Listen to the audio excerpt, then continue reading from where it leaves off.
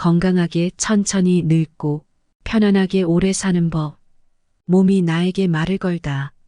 내 맘대로 되지 않는 것이 어디 마음뿐일까요? 나이가 들수록 몸도 예전처럼 내 맘처럼 움직여주지 않습니다. 우리는 몸이라는 물리적 한계 속에서 생활할 수밖에 없기에 건강했던 때를 그리워하게 되지요. 그래서 흔하게 들리는 말이 왕년엔 말이야. 입니다.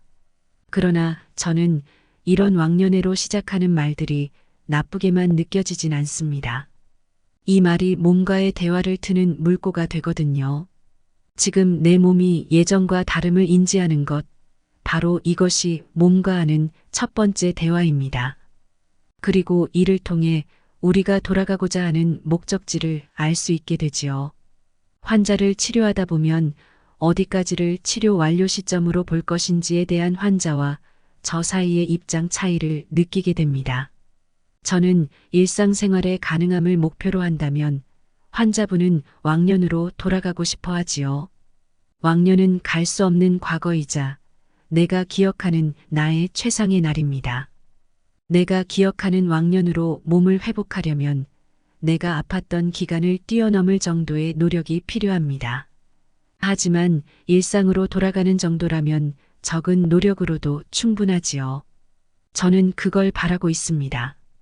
당신이 왕년의 어느 날이 아니라 몸을 지탱할 수 있고 스스로 감당할 수 있는 정도의 건강 말이에요.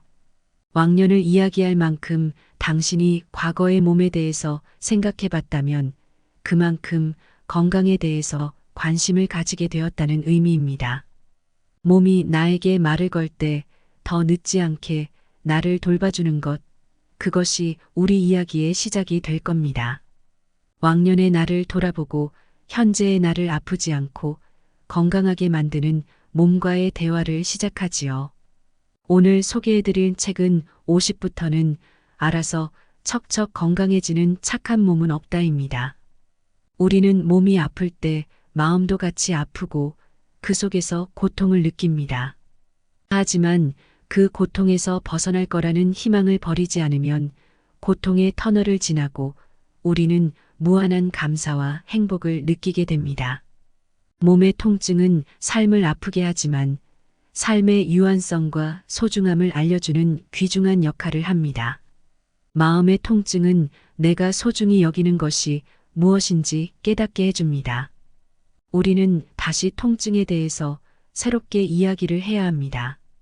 인생에서 우리 힘으로 완벽하게 조종할 수 있는 단 한 가지, 그것은 태도입니다. 어떤 일이 벌어졌을 때 그것을 받아들이는 태도만큼은 스스로 장악하고 마음대로 조정할 수 있습니다. 따라서 우리에게 무슨 일이 일어나느냐 보다는 더 중요한 게 있습니다. 그것을 어떻게 받아들이고 처리하느냐입니다. 통증도 마찬가지입니다. 통증에 반응하고 대처하는 태도는 우리가 스스로 결정할 수 있습니다. 통증은 신호입니다. 내 몸과 마음이 보내는 신호입니다. 나에게 나를 알아달라고 반응하는 일입니다. 몸에 관심을 가져달라고 아껴달라고 지금 몸이 아프다고 말합니다. 나라는 존재에 대한 애정 없이는 이 통증을 잘 이겨낼 수 없습니다. 이겨내기는커녕 이해할 수도 없습니다. 왜 이렇게 나만 아프지? 왜 갑자기 이렇게 아프지? 이런 생각이 들 때도 있습니다. 아프다는 사실이 우리를 괴롭고 힘들게 합니다. 그렇다면 이제 우리는 아픈 몸과 마음에 대해서 허심탄회하게 이야기를 나눠야 합니다. 통증이 통증으로만 남는다면 삶은 무한한 고통일 것입니다. 그렇지만 통증을 이겨내고 다시 건강한 몸을 찾는다면 우리의 삶은 무한한 감사와 행복으로 가득 찰 것입니다. 어제까지 몸이 아무 이상이 없었는데 갑자기 통증이 생기면 당황스럽고 낯설어집니다. 이 상황은 담이 결린 것과 유사합니다. 담이라는 것은 갑자기 생기는 것처럼 보입니다. 실제는 우리가 평소에 가지고 있던 작은 문제들이 어떤 상황들과 만나 갑자기 불편으로 나타나는 것입니다. 그런 면에서 다음은 몸의 퇴적물과 같은 것입니다. 단지 갑작스럽게 느껴질 뿐입니다. 그럼 우리는 그제야 조치를 하려고 합니다. 담은 몸이 우리에게 보내는 경고 신호입니다. 이제 나에게 신경을 써야 한다고 몸의 소리를 들어달라는 것입니다. 담을 포함한 모든 통증이 몸이 보내는 신호입니다. 관심을 가져달라는 것입니다. 나를 지금 아껴달라고, 지금 아프다는 것입니다. 그러니 통증에 당황하지 않아도 됩니다. 지금 나를 봐달라는 신호입니다. 통증이 찾아오면 가장 먼저 해야 될 일은 멈춤입니다. 나를 질질 끌고 다니지 마세요. 아픈데도 이건 꼭 해야 돼. 이렇게 생각할 수도 있고, 앞으로 아프지 않기 위해서는 지금이라도 운동을 시작해야 돼. 이렇게 결심할 수도 있습니다. 인간의 불행은 단 한 가지 고요한 방에 들어앉아 휴식할 줄 모르는 데서 비롯된다고 파스칼은 말했습니다. 멈춘다는 것은 그냥 힘을 빼고 쉬는 것만을 의미하지는 않습니다. 멈추기 위해서는 습관처럼 나아갔던 발걸음을 멈출 용기가 필요합니다. 그래서 멈춤은 새로운 힘을 모으는 운동인 것입니다. 지금 당장 몸에게 휴식을 선물하세요. 우리가 이렇게 열심히 일을 찾고 노력하는 이유는 행복하게 살기 위해서입니다. 플라톤은 행복하게 살기 위한 조건 5가지를 말했습니다. 1. 먹고 살기에 조금 부족한 듯한 재산. 2. 모든 사람의 칭찬하기에 약간 부족한 듯한 외모. 3. 자신이 생각한 것의 절반밖에 인정받지 못하는 병. 4. 남과 겨뤄서 한 사람은 이기고 두 사람에게는 지른 체력. 5. 연설했을 때 절반 정도 박수받는 말솜씨. 플라톤이 생각하는 행복의 조건들은 우리가 생각하는 일반적인 행복의 조건들과 사뭇 다릅니다. 조금 부족하고 모자란 상태를 말합니다. 플라톤은 무엇이든 모자람이 없는 완벽한 상태에 있을 때 근심, 불안, 긴장, 불행이 교차하는 생활을 한다고 강조합니다. 이렇듯 행복을 느끼는 지점은 사람마다 다릅니다. 그래서 좋아하는 일을 찾아 계속 시도하고 나만의 행복을 찾는 것입니다. 그런데 대부분의 사람이 추구하는 행복은 눈에 보이는 외적인 것에 많이 맞춰져 있습니다. 번듯한 직장, 명문대라는 학벌, 그리고 뷰가 좋은 아파트 등 남이 보기 좋은 기준을 맞추고자 합니다. 그러나 이 기준으로만 살펴보면 나는 행복에서 더 멀어집니다. 항상 자신보다 남을 의식하고 살면, 남의 시선을 위해서만 살면 그러한 인생은 불행해집니다. 남을 의식할수록 나는 의식을 잃습니다. 자신의 삶에 만족하며 살아가는 사람들은 대부분 남보다 자신을 깊게 의식하고 사는 사람들입니다. 명심보감에서는 몸이 상하는 원인에 대해서 6가지로 설명해주고 있습니다. 머리를 많이 쓰는 것, 몸이 고통스러운 것, 욕심을 줄이지 못하는 것, 생각을 이루지 못하는 것, 음식이 적당하지 않은 것, 약을 잘못 먹은 것입니다. 그 중에서도 노건상이라는 것은 머리를 많이 써서 피곤하고 몸이 고통스러운 것입니다. 그리고 여기서 더한다면 욕심을 줄이지 못하거나 생각을 이루지 못한 것까지를 노건상이라고 볼 수 있습니다. 우리는 몸을 너무 무리해서 쓰고 있다는 것을 잘 알고 있습니다. 해야 할 많은 것들 중에서 제대로 된 휴식도 없이 몸을 함부로 사용하고 마음을 씁니다. 당연히 근육 운동은 할 겨를이 없고 기본적인 스트레칭조차 하지 않습니다. 스마트폰과 컴퓨터 사용으로 인해 점점 보기 거북이 목처럼 됩니다. 그리고 볼링공만큼 무거운 머리는 가느다란 목 위에서 마치 피사의 사탑을 위해 공을 올려둔 것처럼 우리는 어떤 일에 집중하면 몸을 앞으로 기울이게 됩니다. 그게 관심의 표현이고 일 잘하는 사람의 자세입니다. 그렇지만 계속 그 자세를 똑같이 유지할 순 없습니다. 쉬어야 합니다. 몸도 복도 강철은 아니니까요. 그러니 줄이지 못한 어떤 욕심이 나를 상하게 하고 있는지 가만히 떠올려 보세요. 그리고 머릿속에서 단 5분이라도 그 욕심에서 나를 멀어지게 해보세요. 일부러 머릿속을 텅 비워보는 것도 좋고 몸을 최대한 편하게 뒤로 보내주세요. 의자에 푹 기대어 무거운 머리를 잠시 내려놓고 긴장으로 바짝 올라간 어깨도 힘을 빼는 것입니다. 그렇게 몸을 최대한 편하게 뒤로 보내주세요. 환자분들이 제일 자주 겪는 어지럼증이 기립성 어지럼증입니다. 기립성 어지럼증이란 말 그대로 앉았다 일어설 때 생기는 현상입니다. 원래 우리의 몸은 앉았다 일어서면 피가 다리 쪽으로 몰리기 때문에 혈압은 약간 떨어지고 심장 박동은 빨라지게 됩니다.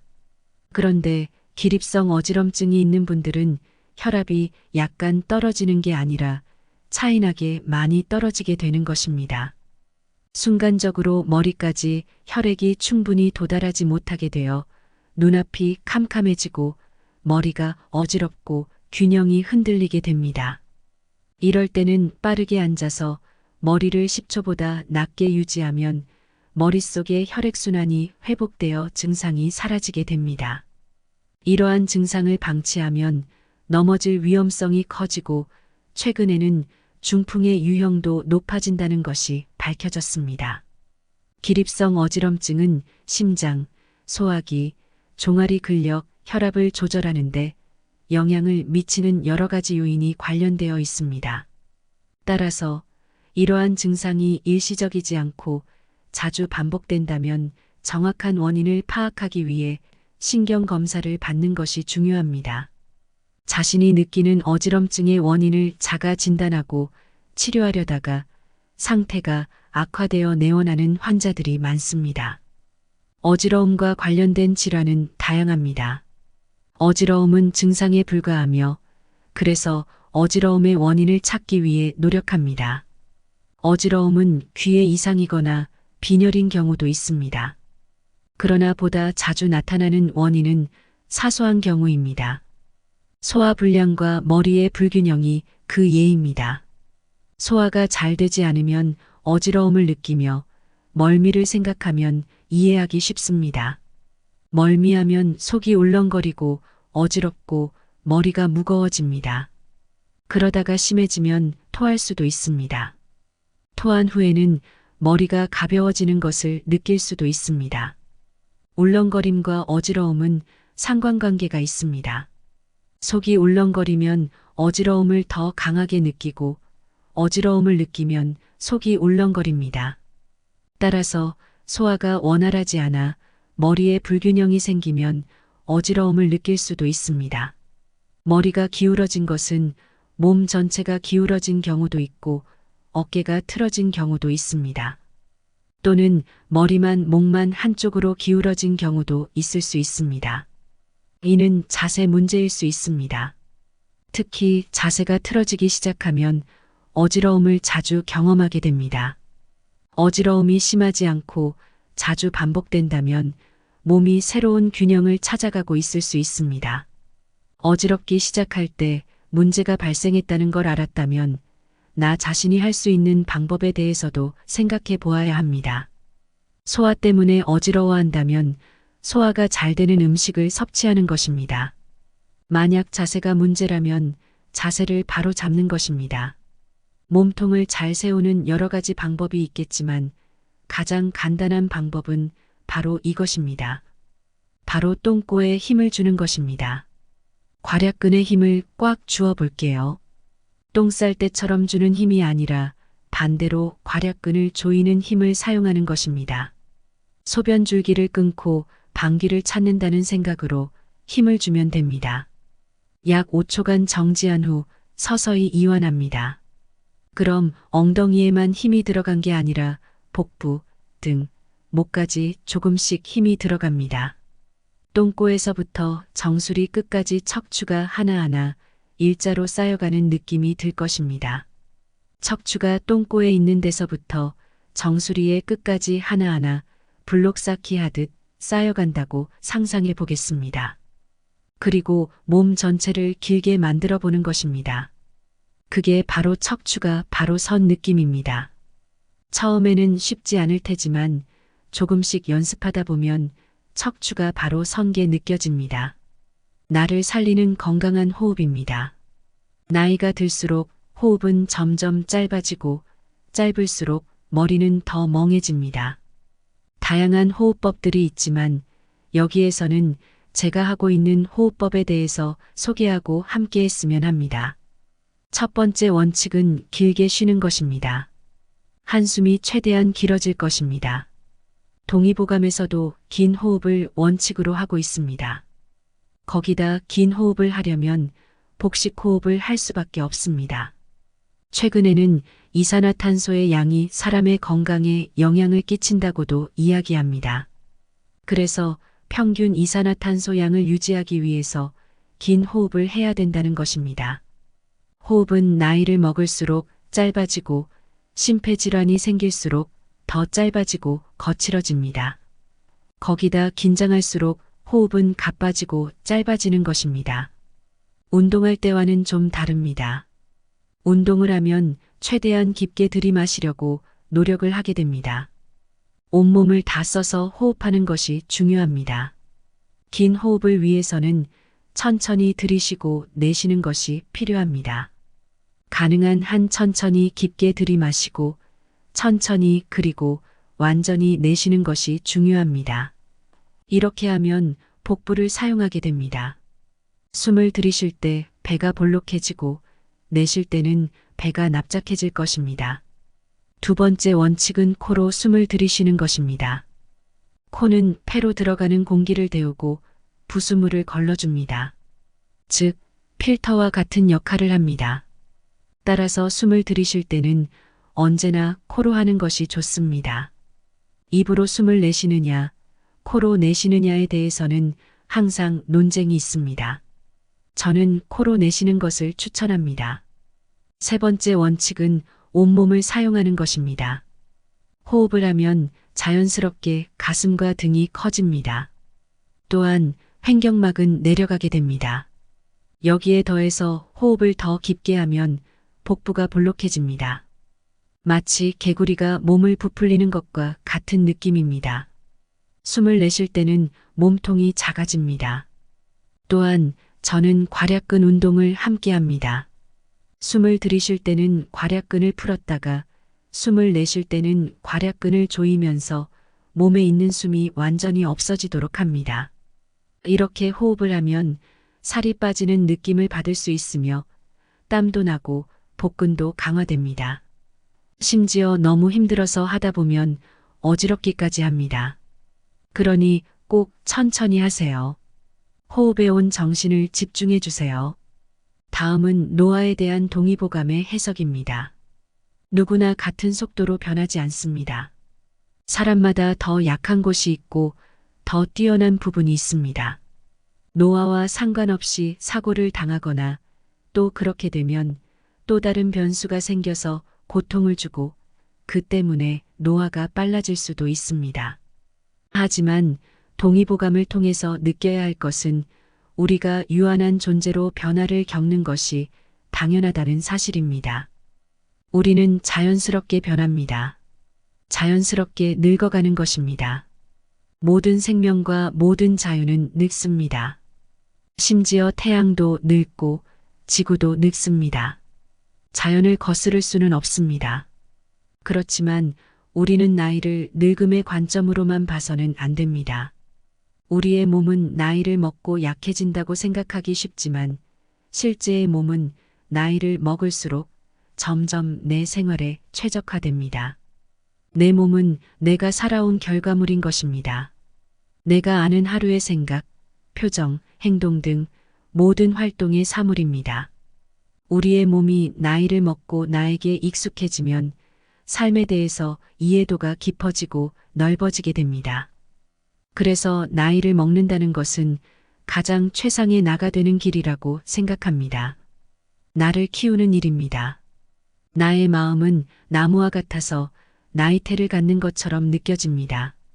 마음이 가지는 나이테는 봄, 여름, 가을, 겨울이 묻어 있습니다. 오목한 현실 속에서 상처 입은 내가 거기에 있고 따뜻한 바람이 불듯 따뜻한 마음을 만났던 시간도 거기에 있습니다.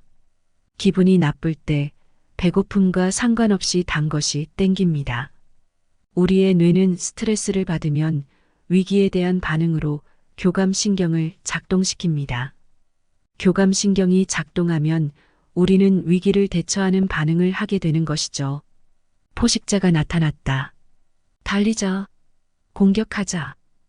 이렇게 말이죠. 그런데 스트레스 상황에서는 위기 상황과 똑같은 반응을 합니다. 심박수가 올라가고 호흡이 가빠집니다. 에너지를 팔다리로 보내기 위해서 소화기관으로 에너지를 적게 보낸 것이죠. 그리고 내가 팽팽 돌아가면 그러면서 에너지를 소모합니다. 위기 상황이 아니며 뛸 필요도 없지만 스트레스에 대해 몸은 위기로 반응합니다. 몸은 계속해서 에너지를 사용하고 에너지를 요구합니다.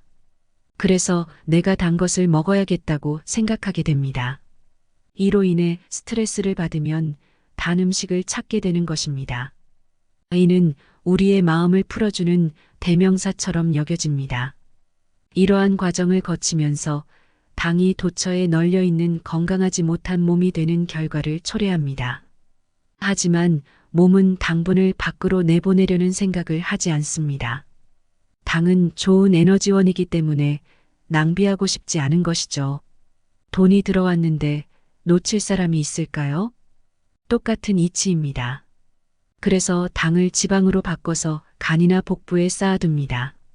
지방간이나 내장지방 등이 생기는 이유입니다. 몸에 지방이 쌓이면 몸은 무거워지고 더 많은 에너지가 필요하다고 느끼게 됩니다. 맛있는 것을 배부르게 먹었는데 다음 식사 때가 되기도 전에 엄청난 허기를 느끼는 경우가 종종 있을 것입니다. 그 많은 것을 어떻게 빨리 소화했을까요? 이럴 때 알아야 할 것은 인슐린입니다. 혈관에 당이 많아지면 인슐린이 분비됩니다. 그런데 너무 많은 양의 당이 몸에 갑자기 들어오면 인슐린도 많은 양을 분비합니다. 그렇게 되면 당 폭발 유제는 폭발이 한꺼번에 일어나는 것입니다. 한순간에 혈관에서 당이 사라집니다. 그러나 당은 순식간에 사라지는데 인슐린은 아직 몸에 남아있게 됩니다. 그러면 다시 몸은 인슐린과 반대되는 작용을 하는 글루카곤이라는 호르몬이 나옵니다. 그런 몸은 이렇게 생각합니다. 당이 몸에서 사라졌네. 배고프구나. 그리고 몸은 단 음식을 더욱 더 당기게 합니다. 이렇게 우리는 악순환을 반복하면서 음식에 갇히게 됩니다. 음식은 몸에 에너지를 주는 수단이었는데 어쩌다 보니 이제 몸의 에너지를 한없이 낭비하고 나를 피곤하게 만드는 것이 되었습니다. 살기 위해 먹는 것이 아니라 먹기 위해 사는 꼴이 되었습니다. 우리는 음식에 대해 집착을 가지고 삽니다. 먹기 위해서 살고 먹는 것으로 괴로워합니다. 이제 이런 삶의 변화를 줘야 합니다. 당을 완전히 끊을 수는 없습니다. 탄수화물은 몸에 에너지를 주는 근원입니다. 그렇지만 입에 넣자마자 단 음식들은 끊어야 합니다. 입에 넣자마자 단맛이 느껴지는 음식은 대체로 단당류로 이루어져 있습니다. 단당류는 몸에서 흡수가 빠르게 이루어집니다. 그렇게 되면 몸에서 당이 급격하게 오르고 급격하게 떨어지게 되는 것이죠. 그 과정에서 앞에서 설명한 피로감, 급격한 허기짐, 기분 변화가 나타나기 쉽습니다. 그러니 우선은 입에 넣자마자 단 음식은 끊으세요. 우리에게 필요한 탄수화물은 천천히 흡수되고 천천히 사용될 것입니다. 탄수화물은 나쁜 것일까요? 아닙니다. 사람들은 무조건 탄수화물을 끊어야 한다고 생각합니다. 그래서 탄수화물을 끊는 방법으로 제일 먼저 밥을 끊습니다. 안 됩니다. 밥은 드셔야 합니다. 밥은 우리에게 중요한 에너지원입니다. 그런데 왜 저탄수화물을 이야기하냐고요? 우리가 진짜 끊어야 할 탄수화물은 따로 있습니다. 우리가 피해야 될 탄수화물은 말 그대로 입에 넣었을 때 단 음식들입니다. 설탕이죠. 그래서 다이어트에 성공하려면 식사가 되지 않는 간식은 모두 피해야 합니다. 건강한 몸을 만드는데 많은 양의 탄수화물은 필요하지 않습니다. 특히 곡물로 만든 음식은 탄수화물이 많습니다. 그리고 입에 들어갔을 때 달다면 그건 흡수가 잘 되는 당입니다. 몸에 당을 급격하게 올리면 당을 흡수하고 저장하게 됩니다. 이는 에너지로 사용되지 못하게 되는 것입니다. 이러한 상황을 줄여야 합니다. 밥은 어느 정도는 좋은 탄수화물입니다. 당뇨가 있는 분들은 현미밥을 많이 드시고 잡곡도 많이 섞어 드셔야 합니다. 소화에 부담이 없어야 합니다. 위가 좋지 않은 분들이 잡곡을 드셔도 될까요? 저는 안 된다고 생각합니다. 잡곡을 먹고 소화하려면 차라리 백미를 드시는 것이 좋습니다. 소화 과정에서 에너지를 더 많이 소비하게 되는 것이기 때문입니다. 이러한 음식은 본인에게 나쁜 음식이라고 단호하게 이야기할 수 있습니다. 대장이 좋다고 알려진 음식들이 특히 그렇습니다. 식이섬유가 많은 음식이 많이 유발하는 경우가 많습니다. 이런 음식들은 위에 들어갈 때 가스를 유발하기도 합니다. 그래서 소화가 잘 안 되는 분들은 이런 음식을 받아들이기가 어렵습니다. 차라리 위가 건강해질 때까지는 부드러운 음식을 먹는 게 낫습니다. 흰쌀밥이 가벼운 음식이라는 것입니다. 건강한 몸을 위해서는 우선 밥을 드시는 것을 권합니다. 탄수화물이 중요하지만 밥을 끊어야 한다는 의미는 아닙니다. 간식을 줄이세요. 다음은 반찬을 골고루 드시고 양은 조금 줄이세요. 밥을 줄이다 보니 반찬을 많이 먹어도 된다는 생각을 많이 하십니다. 탄수화물이 줄어든 자리에 반찬이 들어가게 되는 것입니다. 그런데 간이 센 음식들은 또 음식을 당깁니다. 먹고 싶어지는 것이죠. 차라리 배고픔을 느끼면 밥을 조금 더 드셨으면 합니다. 최근에는 간헐적인 단식이 유행입니다. 하루 안에서 단식이 이루어지기도 합니다. 이러한 단식의 목적은 나를 굶기는 것입니다. 정확히는 세포를 굶기는 것이죠. 굶은 세포는 내 안에 있는 것을 재활용하고 새롭게 만듭니다. 이렇게 몸에 쌓인 것들이 사라지게 됩니다. 세포를 굶기고 소화함으로써 내 몸의 세포가 건강해지도록 도와줍니다. 내 몸의 세포가 죽는 것이 어떻게 좋은 일일까요? 암이란 세포가 죽으라는 신호를 받지 않고 무한히 성장하는 상태라는 사실을 고려할 때 세포가 죽는 것은 꼭 필요한 일입니다. 몸에 암이 생기지 않도록 도움을 주는 일이기 때문입니다.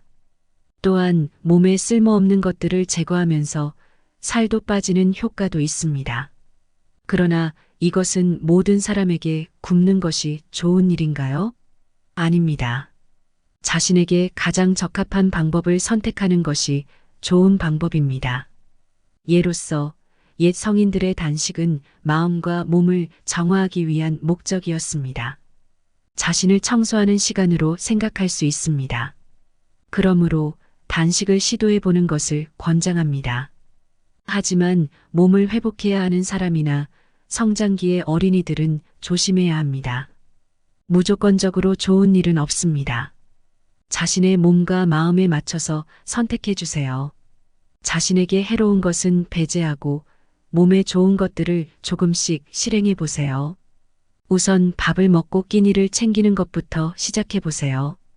그 다음은 자신을 잘 먹이기 위해 굶는 것을 시도해 보세요. 오늘 먹은 음식이 내일의 나를 만들어줄 것이기 때문입니다. 환자분들이 가장 많이 하는 말은 그냥 간단히 때웠어였습니다. 그 이유도 많았습니다.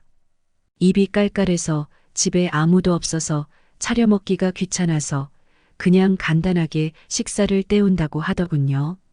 그 말에 식탁에 김치 하나 놓고 밥에 물을 말아 먹는 어머니의 모습이 스쳐 지나갔습니다. 마음이 찡했습니다. 아이들 밥은 다 차려주고 남은 반찬과 남은 밥을 물에 말아먹는 그 모습입니다. 이 모습을 사랑하는 사람이 본다면 얼마나 속상할까요?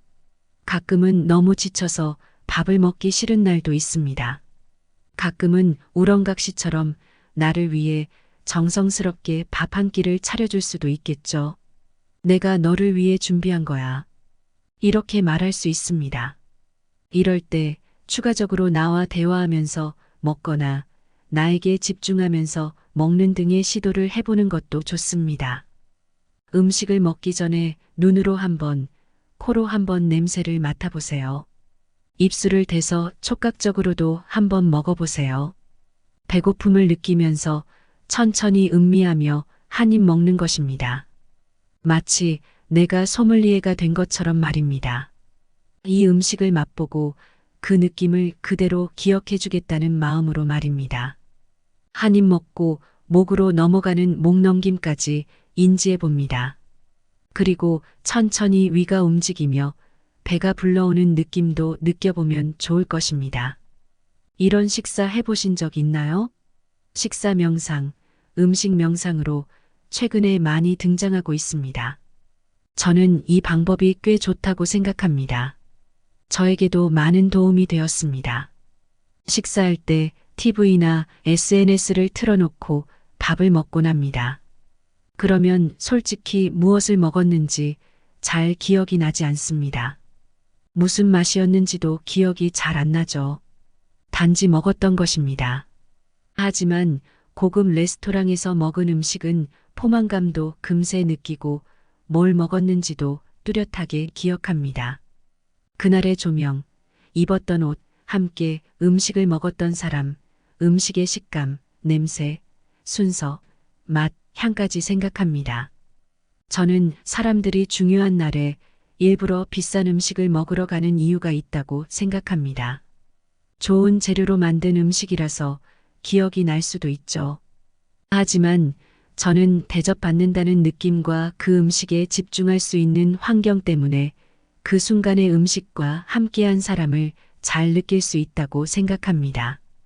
오감을 모두 사용할 때 사람은 기억을 가장 잘한다고 합니다. 그래서 맛집에 간 기억이 오래 남습니다. 먹는 그 순간 오감을 모두 활용하게 되는 것이죠. 그럼에도 불구하고 집에서 먹는 음식은 왜 기억에 남지 않을까요? 마찬가지 이유입니다. 먹는다는 일상의 타성에 젖어 그냥 한 끼 때우는 거니까요. 그냥 우걱우걱 먹는 것입니다. 입을 거쳐서 위장에 음식을 넣는 것이죠. 내 몸을 무슨 기계처럼 대하지 말아주세요.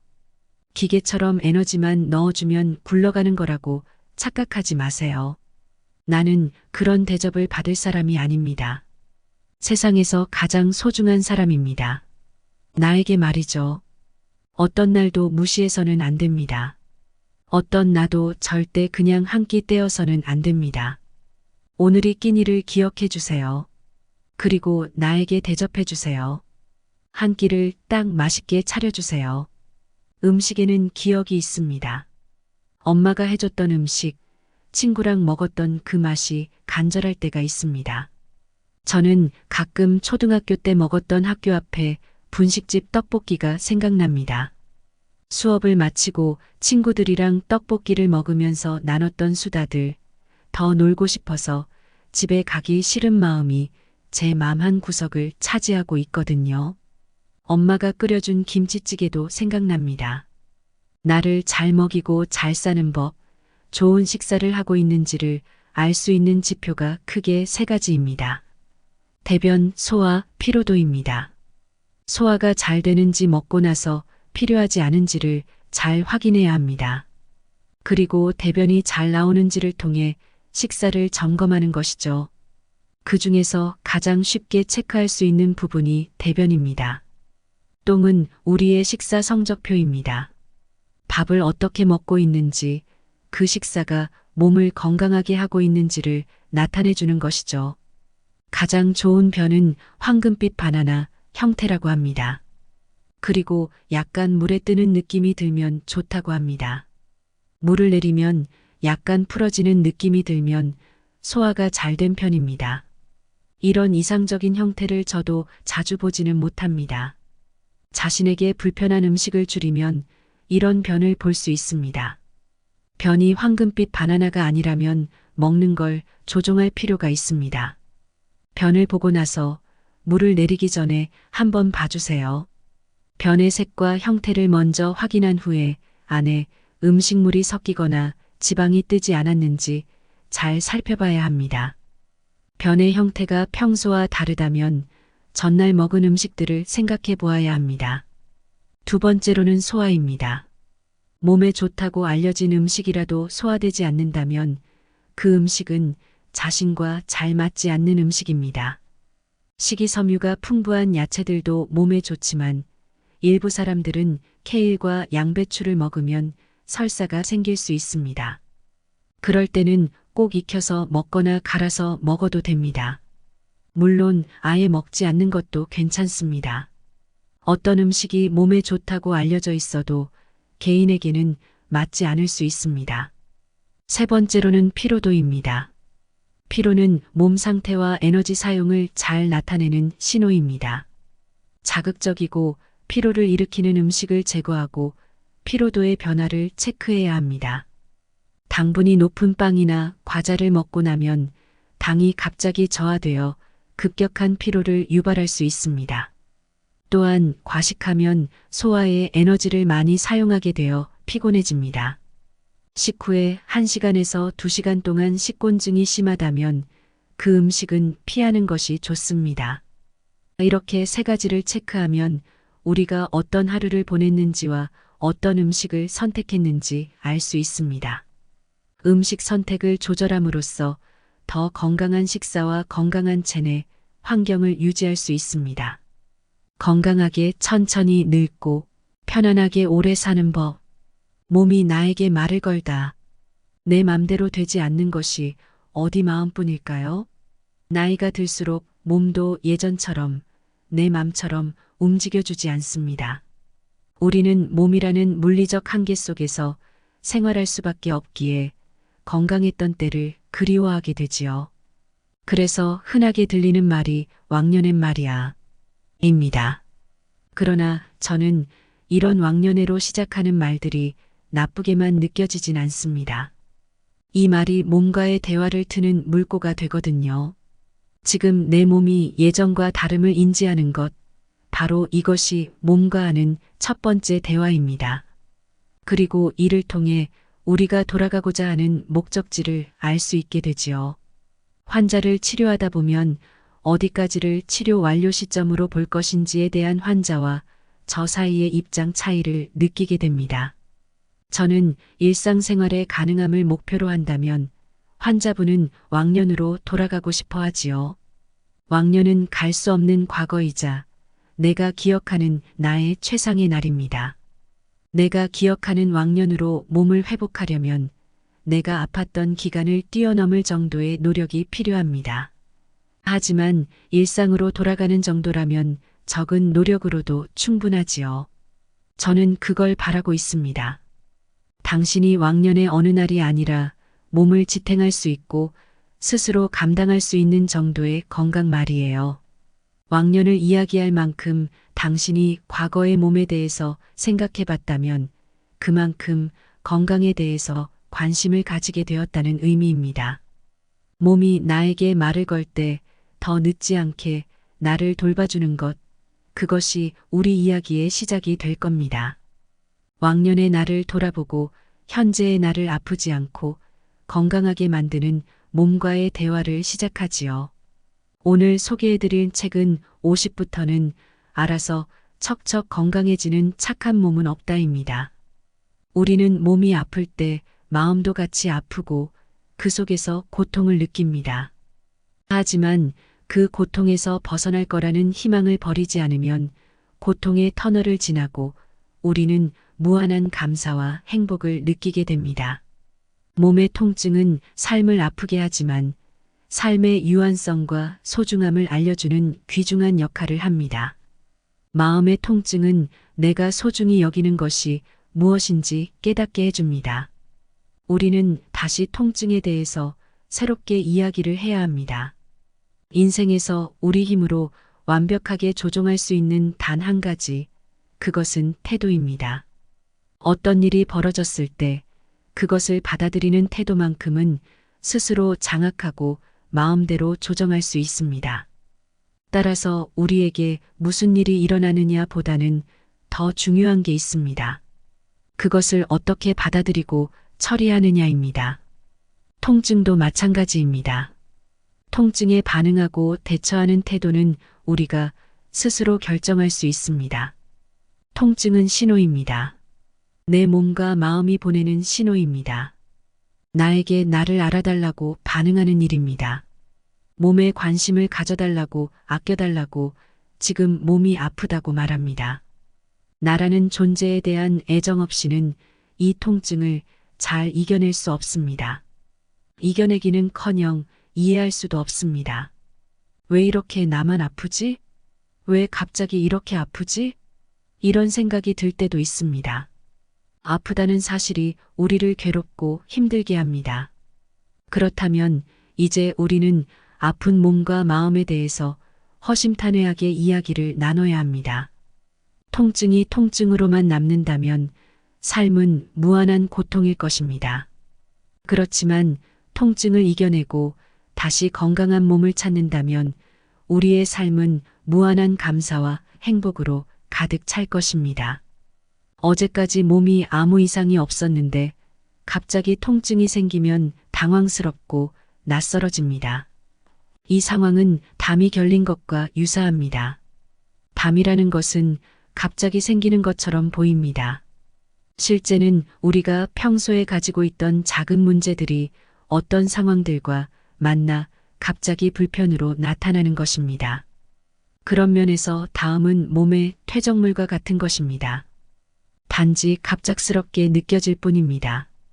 그럼 우리는 그제야 조치를 하려고 합니다. 담은 몸이 우리에게 보내는 경고 신호입니다. 이제 나에게 신경을 써야 한다고 몸의 소리를 들어달라는 것입니다. 담을 포함한 모든 통증이 몸이 보내는 신호입니다. 관심을 가져달라는 것입니다. 나를 지금 아껴달라고, 지금 아프다는 것입니다. 그러니 통증에 당황하지 않아도 됩니다. 지금 나를 봐달라는 신호입니다. 통증이 찾아오면 가장 먼저 해야 될 일은 멈춤입니다. 나를 질질 끌고 다니지 마세요. 아픈데도 이건 꼭 해야 돼. 이렇게 생각할 수도 있고, 앞으로 아프지 않기 위해서는 지금이라도 운동을 시작해야 돼. 이렇게 결심할 수도 있습니다. 인간의 불행은 단 한 가지 고요한 방에 들어앉아 휴식할 줄 모르는 데서 비롯된다고 파스칼은 말했습니다. 멈춘다는 것은 그냥 힘을 빼고 쉬는 것만을 의미하지는 않습니다. 멈추기 위해서는 습관처럼 나아갔던 발걸음을 멈출 용기가 필요합니다. 그래서 멈춤은 새로운 힘을 모으는 운동인 것입니다. 지금 당장 몸에게 휴식을 선물하세요. 우리가 이렇게 열심히 일을 찾고 노력하는 이유는 행복하게 살기 위해서입니다. 플라톤은 행복하게 살기 위한 조건 5가지를 말했습니다. 1. 먹고 살기에 조금 부족한 듯한 재산. 2. 모든 사람의 칭찬하기에 약간 부족한 듯한 외모. 3. 자신이 생각한 것의 절반밖에 인정받지 못하는 병. 4. 남과 겨뤄서 한 사람은 이기고 두 사람에게는 지른 체력. 5. 연설했을 때 절반 정도 박수받는 말솜씨.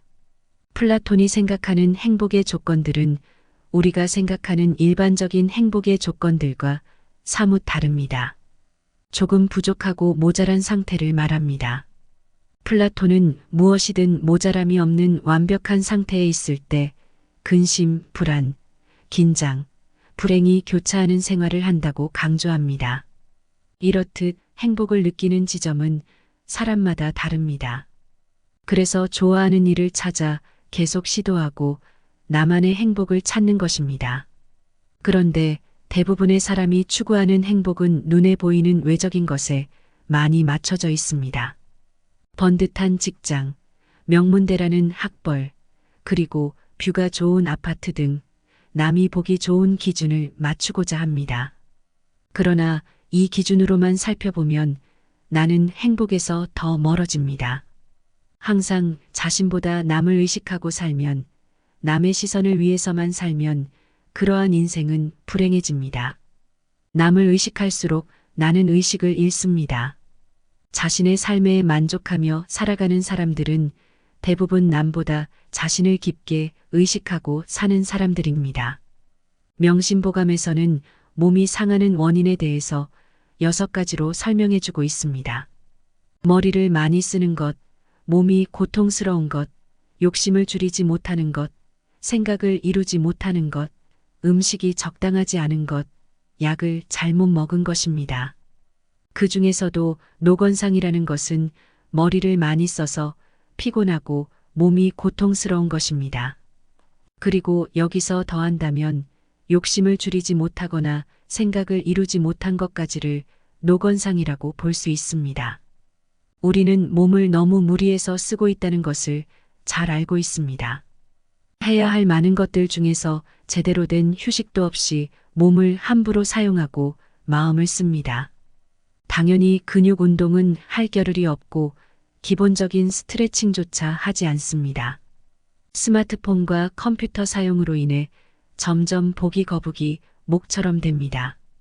그리고 볼링공만큼 무거운 머리는 가느다란 목 위에서 마치 피사의 사탑을 위해 공을 올려둔 것처럼 우리는 어떤 일에 집중하면 몸을 앞으로 기울이게 됩니다. 그게 관심의 표현이고 일 잘하는 사람의 자세입니다.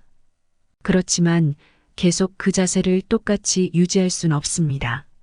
쉬어야 합니다. 몸도 복도 강철은 아니니까요. 그러니 줄이지 못한 어떤 욕심이 나를 상하게 하고 있는지 가만히 떠올려 보세요. 그리고 머릿속에서 단 5분이라도 그 욕심에서 나를 멀어지게 해보세요. 일부러 머릿속을 텅 비워보는 것도 좋고 몸을 최대한 편하게 뒤로 보내주세요. 의자에 푹 기대어 무거운 머리를 잠시 내려놓고 긴장으로 바짝 올라간 어깨도 힘을 빼는 것입니다. 그렇게 몸을 최대한 편하게 뒤로 보내주세요. 환자분들이 제일 자주 겪는 어지럼증이 기립성 어지럼증입니다. 기립성 어지럼증이란 말 그대로 앉았다 일어설 때 생기는 현상입니다. 원래 우리의 몸은 앉았다 일어서면 피가 다리 쪽으로 몰리기 때문에 혈압은 약간 떨어지고 심장 박동은 빨라지게 됩니다. 그런데 기립성 어지럼증이 있는 분들은 혈압이 약간 떨어지는 게 아니라 차이나게 많이 떨어지게 되는 것입니다. 순간적으로 머리까지 혈액이 충분히 도달하지 못하게 되어 눈앞이 캄캄해지고 머리가 어지럽고 균형이 흔들리게 됩니다. 이럴 때는 빠르게 앉아서 머리를 10초보다 낮게 유지하면 머릿속의 혈액순환이 회복되어 증상이 사라지게 됩니다. 이러한 증상을 방치하면 넘어질 위험성이 커지고 최근에는 중풍의 유형도 높아진다는 것이 밝혀졌습니다. 기립성 어지럼증은 심장, 소화기, 종아리 근력, 혈압을 조절하는데 영향을 미치는 여러 가지 요인이 관련되어 있습니다. 따라서 이러한 증상이 일시적이지 않고 자주 반복된다면 정확한 원인을 파악하기 위해 신경검사를 받는 것이 중요합니다. 자신이 느끼는 어지럼증의 원인을 자가 진단하고 치료하려다가 상태가 악화되어 내원하는 환자들이 많습니다. 어지러움과 관련된 질환은 다양합니다. 어지러움은 증상에 불과하며 그래서 어지러움의 원인을 찾기 위해 노력합니다. 어지러움은 귀에 이상이거나 빈혈인 경우도 있습니다. 그러나 보다 자주 나타나는 원인은 사소한 경우입니다. 소화불량과 머리의 불균형이 그 예입니다. 소화가 잘 되지 않으면 어지러움을 느끼며 멀미를 생각하면 이해하기 쉽습니다. 멀미하면 속이 울렁거리고 어지럽고 머리가 무거워집니다. 그러다가 심해지면 토할 수도 있습니다. 토한 후에는 머리가 가벼워지는 것을 느낄 수도 있습니다. 울렁거림과 어지러움은 상관관계가 있습니다. 속이 울렁거리면 어지러움을 더 강하게 느끼고 어지러움을 느끼면 속이 울렁거립니다. 따라서 소화가 원활하지 않아 머리에 불균형이 생기면 어지러움을 느낄 수도 있습니다. 머리가 기울어진 것은 몸 전체가 기울어진 경우도 있고 어깨가 틀어진 경우도 있습니다. 또는 머리만 목만 한쪽으로 기울어진 경우도 있을 수 있습니다. 이는 자세 문제일 수 있습니다. 특히 자세가 틀어지기 시작하면 어지러움을 자주 경험하게 됩니다. 어지러움이 심하지 않고 자주 반복된다면 몸이 새로운 균형을 찾아가고 있을 수 있습니다. 어지럽기 시작할 때 문제가 발생했다는 걸 알았다면 나 자신이 할 수 있는 방법에 대해서도 생각해 보아야 합니다. 소화 때문에 어지러워한다면 소화가 잘 되는 음식을 섭취하는 것입니다. 만약 자세가 문제라면 자세를 바로 잡는 것입니다. 몸통을 잘 세우는 여러 가지 방법이 있겠지만 가장 간단한 방법은 바로 이것입니다. 바로 똥꼬에 힘을 주는 것입니다. 괄약근의 힘을 꽉 주어 볼게요. 똥 쌀 때처럼 주는 힘이 아니라 반대로 괄약근을 조이는 힘을 사용하는 것입니다. 소변 줄기를 끊고 방귀를 찾는다는 생각으로 힘을 주면 됩니다. 약 5초간 정지한 후 서서히 이완합니다. 그럼 엉덩이에만 힘이 들어간 게 아니라 복부, 등, 목까지 조금씩 힘이 들어갑니다. 똥꼬에서부터 정수리 끝까지 척추가 하나하나 일자로 쌓여가는 느낌이 들 것입니다. 척추가 똥꼬에 있는 데서부터 정수리의 끝까지 하나하나 블록 쌓기 하듯 쌓여간다고 상상해 보겠습니다. 그리고 몸 전체를 길게 만들어 보는 것입니다. 그게 바로 척추가 바로 선 느낌입니다. 처음에는 쉽지 않을 테지만 조금씩 연습하다 보면 척추가 바로 선 게 느껴집니다. 나를 살리는 건강한 호흡입니다. 나이가 들수록 호흡은 점점 짧아지고 짧을수록 머리는 더 멍해집니다. 다양한 호흡법들이 있지만 여기에서는 제가 하고 있는 호흡법에 대해서 소개하고 함께 했으면 합니다. 첫 번째 원칙은 길게 쉬는 것입니다. 한숨이 최대한 길어질 것입니다. 동의보감에서도 긴 호흡을 원칙으로 하고 있습니다. 거기다 긴 호흡을 하려면 복식 호흡을 할 수밖에 없습니다. 최근에는 이산화탄소의 양이 사람의 건강에 영향을 끼친다고도 이야기합니다. 그래서 평균 이산화탄소 양을 유지하기 위해서 긴 호흡을 해야 된다는 것입니다. 호흡은 나이를 먹을수록 짧아지고 심폐질환이 생길수록 더 짧아지고 거칠어집니다. 거기다 긴장할수록 호흡은 가빠지고 짧아지는 것입니다. 운동할 때와는 좀 다릅니다. 운동을 하면 최대한 깊게 들이마시려고 노력을 하게 됩니다. 온몸을 다 써서 호흡하는 것이 중요합니다. 긴 호흡을 위해서는 천천히 들이쉬고 내쉬는 것이 필요합니다. 가능한 한 천천히 깊게 들이마시고 천천히 그리고 완전히 내쉬는 것이 중요합니다. 이렇게 하면 복부를 사용하게 됩니다. 숨을 들이쉴 때 배가 볼록해지고 내쉴 때는 배가 납작해질 것입니다. 두 번째 원칙은 코로 숨을 들이쉬는 것입니다. 코는 폐로 들어가는 공기를 데우고 부수물을 걸러줍니다. 즉, 필터와 같은 역할을 합니다. 따라서 숨을 들이쉴 때는 언제나 코로 하는 것이 좋습니다. 입으로 숨을 내쉬느냐, 코로 내쉬느냐에 대해서는 항상 논쟁이 있습니다. 저는 코로 내쉬는 것을 추천합니다. 세 번째 원칙은 온몸을 사용하는 것입니다. 호흡을 하면 자연스럽게 가슴과 등이 커집니다. 또한 횡격막은 내려가게 됩니다. 여기에 더해서 호흡을 더 깊게 하면 복부가 볼록해집니다. 마치 개구리가 몸을 부풀리는 것과 같은 느낌입니다. 숨을 내쉴 때는 몸통이 작아집니다. 또한 저는 괄약근 운동을 함께 합니다. 숨을 들이쉴 때는 괄약근을 풀었다가 숨을 내쉴 때는 괄약근을 조이면서 몸에 있는 숨이 완전히 없어지도록 합니다. 이렇게 호흡을 하면 살이 빠지는 느낌을 받을 수 있으며 땀도 나고 복근도 강화됩니다. 심지어 너무 힘들어서 하다 보면 어지럽기까지 합니다. 그러니 꼭 천천히 하세요. 호흡에 온 정신을 집중해 주세요. 다음은 노화에 대한 동의보감의 해석입니다. 누구나 같은 속도로 변하지 않습니다. 사람마다 더 약한 곳이 있고 더 뛰어난 부분이 있습니다. 노화와 상관없이 사고를 당하거나 또 그렇게 되면 또 다른 변수가 생겨서 고통을 주고 그 때문에 노화가 빨라질 수도 있습니다. 하지만 동의보감을 통해서 느껴야 할 것은 우리가 유한한 존재로 변화를 겪는 것이 당연하다는 사실입니다. 우리는 자연스럽게 변합니다. 자연스럽게 늙어가는 것입니다. 모든 생명과 모든 자유는 늙습니다. 심지어 태양도 늙고 지구도 늙습니다. 자연을 거스를 수는 없습니다. 그렇지만 우리는 나이를 늙음의 관점으로만 봐서는 안 됩니다. 우리의 몸은 나이를 먹고 약해진다고 생각하기 쉽지만 실제의 몸은 나이를 먹을수록 점점 내 생활에 최적화됩니다. 내 몸은 내가 살아온 결과물인 것입니다. 내가 아는 하루의 생각, 표정, 행동 등 모든 활동의 사물입니다. 우리의 몸이 나이를 먹고 나에게 익숙해지면 삶에 대해서 이해도가 깊어지고 넓어지게 됩니다. 그래서 나이를 먹는다는 것은 가장 최상의 나가 되는 길이라고 생각합니다. 나를 키우는 일입니다.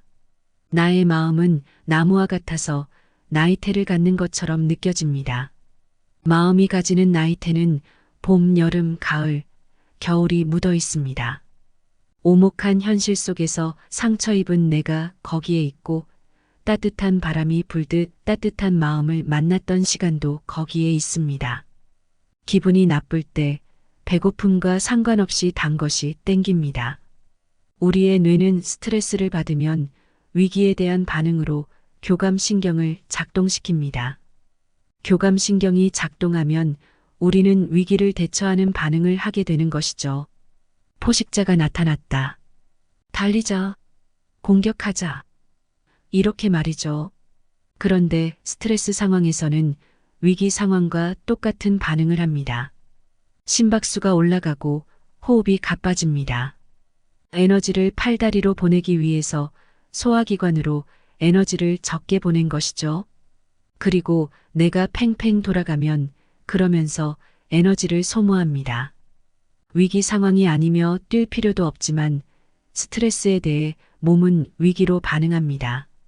몸은 계속해서 에너지를 사용하고 에너지를 요구합니다. 그래서 내가 단 것을 먹어야겠다고 생각하게 됩니다. 이로 인해 스트레스를 받으면 단 음식을 찾게 되는 것입니다. 이는 우리의 마음을 풀어주는 대명사처럼 여겨집니다.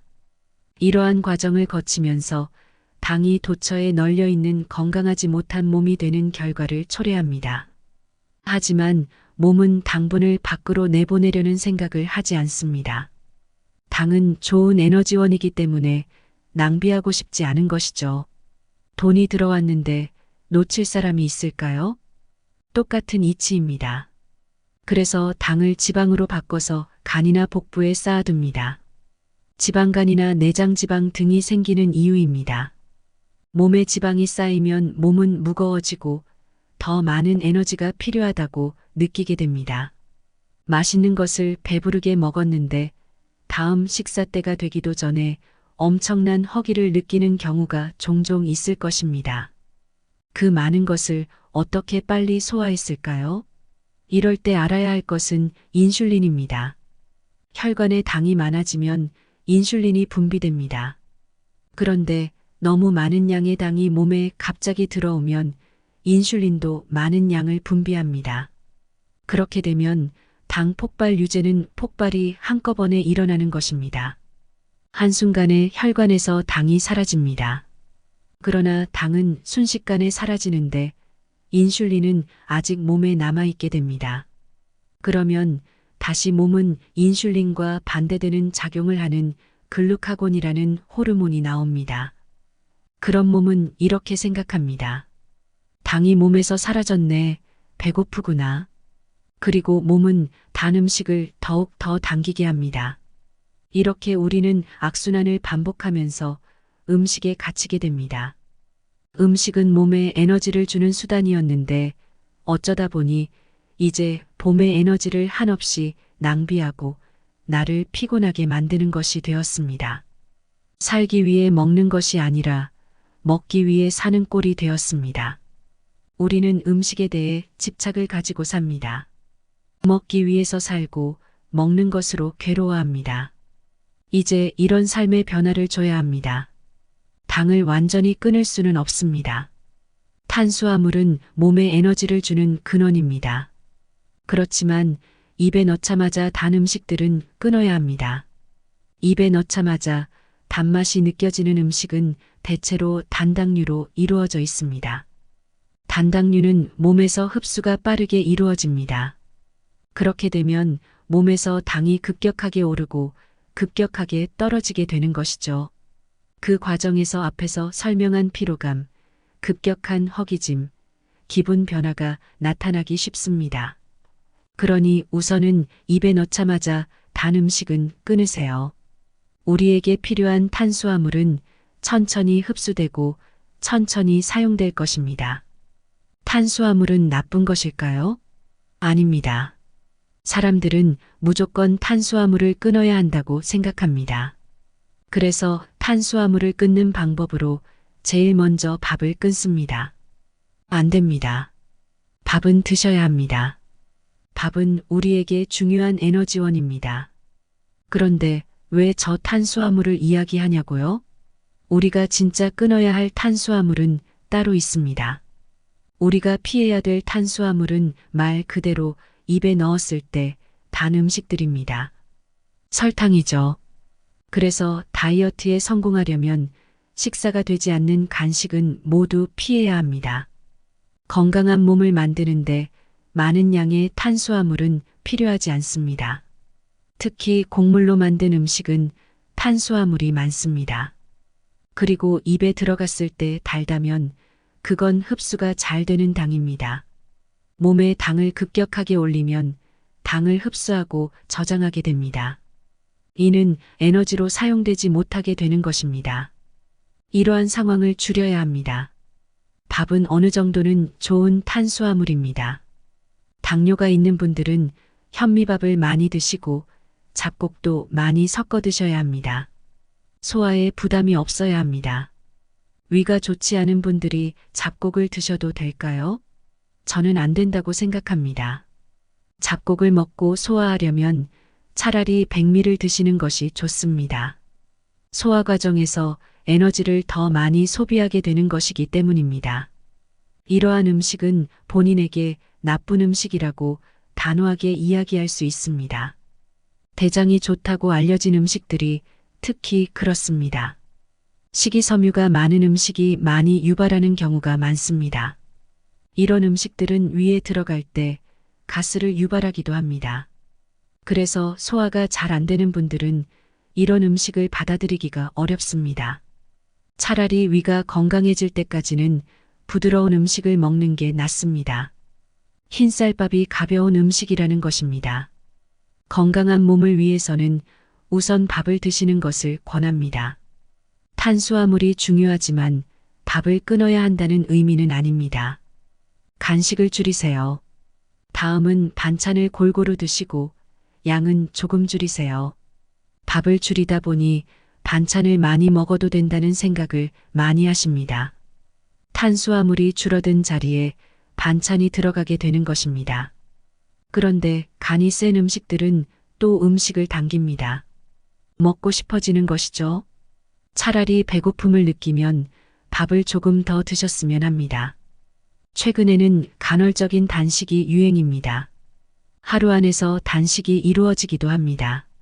이러한 단식의 목적은 나를 굶기는 것입니다. 정확히는 세포를 굶기는 것이죠.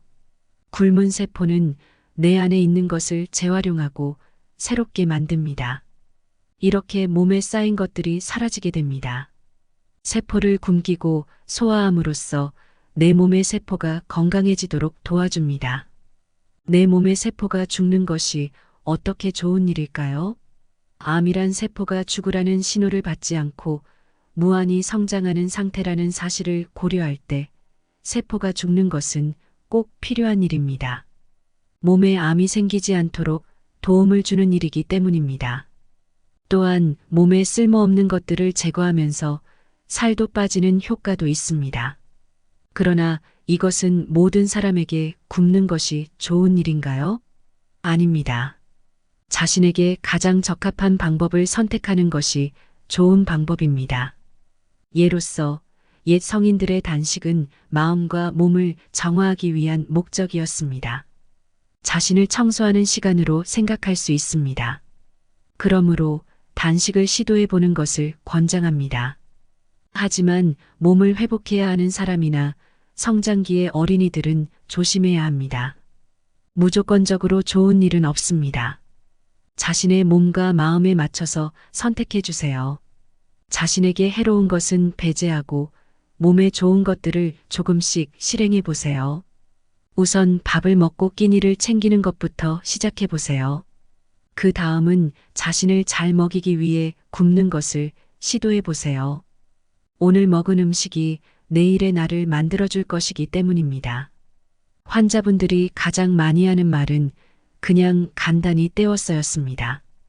그 이유도 많았습니다. 입이 깔깔해서 집에 아무도 없어서 차려 먹기가 귀찮아서 그냥 간단하게 식사를 때운다고 하더군요. 그 말에 식탁에 김치 하나 놓고 밥에 물을 말아 먹는 어머니의 모습이 스쳐 지나갔습니다. 마음이 찡했습니다. 아이들 밥은 다 차려주고 남은 반찬과 남은 밥을 물에 말아 먹는 그 모습입니다. 이 모습을 사랑하는 사람이 본다면 얼마나 속상할까요? 가끔은 너무 지쳐서 밥을 먹기 싫은 날도 있습니다.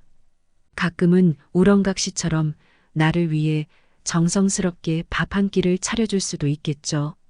내가 너를 위해 준비한 거야. 이렇게 말할 수 있습니다. 이럴 때 추가적으로 나와 대화하면서 먹거나 나에게 집중하면서 먹는 등의 시도를 해보는 것도 좋습니다. 음식을 먹기 전에 눈으로 한번, 코로 한번 냄새를 맡아보세요. 입술을 대서 촉각적으로도 한번 먹어보세요. 배고픔을 느끼면서 천천히 음미하며 한 입 먹는 것입니다. 마치 내가 소믈리에가 된 것처럼 말입니다. 이 음식을 맛보고 그 느낌을 그대로 기억해 주겠다는 마음으로 말입니다. 한 입 먹고 목으로 넘어가는 목 넘김까지 인지해 봅니다. 그리고 천천히 위가 움직이며 배가 불러오는 느낌도 느껴보면 좋을 것입니다. 이런 식사 해보신 적 있나요? 식사 명상, 음식 명상으로 최근에 많이 등장하고 있습니다. 저는 이 방법이 꽤 좋다고 생각합니다. 저에게도 많은 도움이 되었습니다. 식사할 때 TV나 SNS를 틀어놓고 밥을 먹곤 합니다. 그러면 솔직히 무엇을 먹었는지 잘 기억이 나지 않습니다. 무슨 맛이었는지도 기억이 잘 안 나죠. 단지 먹었던 것입니다. 하지만 고급 레스토랑에서 먹은 음식은 포만감도 금세 느끼고 뭘 먹었는지도 뚜렷하게 기억합니다. 그날의 조명, 입었던 옷, 함께 음식을 먹었던 사람, 음식의 식감, 냄새, 순서, 맛, 향까지 생각합니다. 저는 사람들이 중요한 날에 일부러 비싼 음식을 먹으러 가는 이유가 있다고 생각합니다. 좋은 재료로 만든 음식이라서 기억이 날 수도 있죠. 하지만 저는 대접받는다는 느낌과 그 음식에 집중할 수 있는 환경 때문에 그 순간의 음식과 함께한 사람을 잘 느낄 수 있다고 생각합니다. 오감을 모두 사용할 때 사람은 기억을 가장 잘한다고 합니다. 그래서 맛집에 간 기억이 오래 남습니다. 먹는 그 순간 오감을 모두 활용하게 되는 것이죠. 그럼에도 불구하고 집에서 먹는 음식은 왜 기억에 남지 않을까요? 마찬가지 이유입니다. 먹는다는 일상의 타성에 젖어 그냥 한 끼 때우는 거니까요. 그저 그냥 우걱우걱 먹는 것입니다. 입을 거쳐서 위장에 음식을 넣는 것이죠. 내 몸을 무슨 기계처럼 대하지 말아주세요. 기계처럼 에너지만 넣어주면 굴러가는 거라고 착각하지 마세요. 나는 그런 대접을 받을 사람이 아닙니다. 세상에서 가장 소중한 사람입니다. 나에게 말이죠. 어떤 날도 무시해서는 안 됩니다. 어떤 나도 절대 그냥 한 끼 떼어서는 안 됩니다. 오늘이 끼니를 기억해 주세요. 그리고 나에게 대접해 주세요. 한 끼를 딱 맛있게 차려주세요. 음식에는 기억이 있습니다. 엄마가 해줬던 음식, 친구랑 먹었던 그 맛이 간절할 때가 있습니다. 저는 가끔 초등학교 때 먹었던 학교 앞에 분식집 떡볶이가 생각납니다. 수업을 마치고 친구들이랑 떡볶이를 먹으면서 나눴던 수다들, 더 놀고 싶어서 집에 가기 싫은 마음이 제 맘 한 구석을 차지하고 있거든요. 엄마가 끓여준 김치찌개도 생각납니다. 나를 잘 먹이고 잘 사는 법, 좋은 식사를 하고 있는지를 알 수 있는 지표가 크게 세 가지입니다. 대변, 소화, 피로도입니다. 소화가 잘 되는지 먹고 나서 필요하지 않은지를 잘 확인해야 합니다. 그리고 대변이 잘 나오는지를 통해 식사를 점검하는 것이죠. 그 중에서 가장 쉽게 체크할 수 있는 부분이 대변입니다. 똥은 우리의 식사 성적표입니다. 밥을 어떻게 먹고 있는지, 그 식사가 몸을 건강하게 하고 있는지를 나타내 주는 것이죠. 가장 좋은 변은 황금빛 바나나 형태라고 합니다. 그리고 약간 물에 뜨는 느낌이 들면 좋다고 합니다. 물을 내리면 약간 풀어지는 느낌이 들면 소화가 잘 된 편입니다. 이런 이상적인 형태를 저도 자주 보지는 못합니다. 자신에게 불편한 음식을 줄이면 이런 변을 볼 수 있습니다. 변이 황금빛 바나나가 아니라면 먹는 걸 조종할 필요가 있습니다. 변을 보고 나서 물을 내리기 전에 한번 봐주세요. 변의 색과 형태를 먼저 확인한 후에 안에 음식물이 섞이거나 지방이 뜨지 않았는지 잘 살펴봐야 합니다. 변의 형태가 평소와 다르다면 전날 먹은 음식들을 생각해 보아야 합니다. 두 번째로는 소화입니다. 몸에 좋다고 알려진 음식이라도 소화되지 않는다면 그 음식은 자신과 잘 맞지 않는 음식입니다. 식이섬유가 풍부한 야채들도 몸에 좋지만 일부 사람들은 케일과 양배추를 먹으면 설사가 생길 수 있습니다. 그럴 때는 꼭 익혀서 먹거나 갈아서 먹어도 됩니다. 물론 아예 먹지 않는 것도 괜찮습니다. 어떤 음식이 몸에 좋다고 알려져 있어도 개인에게는 맞지 않을 수 있습니다. 세 번째로는 피로도입니다. 피로는 몸 상태와 에너지 사용을 잘 나타내는 신호입니다. 자극적이고 피로를 일으키는 음식을 제거하고 피로도의 변화를 체크해야 합니다. 당분이 높은 빵이나 과자를 먹고 나면 당이 갑자기 저하되어 급격한 피로를 유발할 수 있습니다. 또한 과식하면 소화에 에너지를 많이 사용하게 되어 피곤해집니다. 식후에 1시간에서 2시간 동안 식곤증이 심하다면 그 음식은 피하는 것이 좋습니다. 이렇게 세 가지를 체크하면 우리가 어떤 하루를 보냈는지와 어떤 음식을 선택했는지 알 수 있습니다. 음식 선택을 조절함으로써 더 건강한 식사와 건강한 체내 환경을 유지할 수 있습니다.